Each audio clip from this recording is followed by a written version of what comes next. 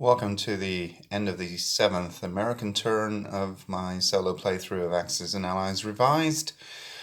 The Americans successfully landed in France, although of course they do not have all that many units left to actually hold it with, but of course it does force Germany to divert troops from the Eastern Front, and of course afterwards the British will invade again. Well, you know the drill. So the Western Front has certainly been opened as well.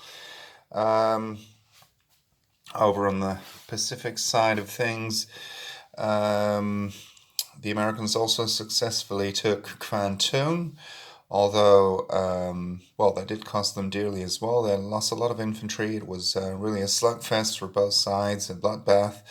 But in the end, the Americans came out on top, and they have 2 tanks left, and actually the Japanese don't have anything to retake it with. And now that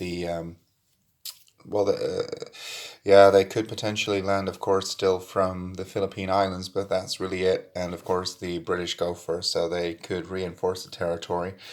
They could even land fighters there. So it really doesn't look like the Allies are going to lose it, which will allow them to, I don't know, deploy bombers there or whatever.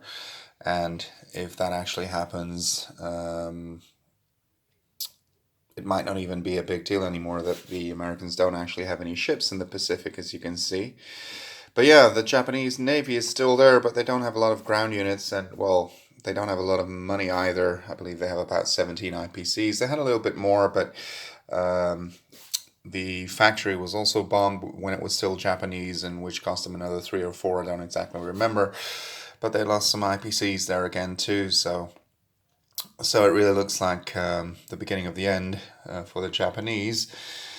And well, so the Americans have fully focused on taking out Germany along with the British, and this takes us to turn 8. Of course, as you can see, the Eastern Front is pretty devoid of units at the moment, and the Russians are going next, so they will place a few more, obviously, but yeah.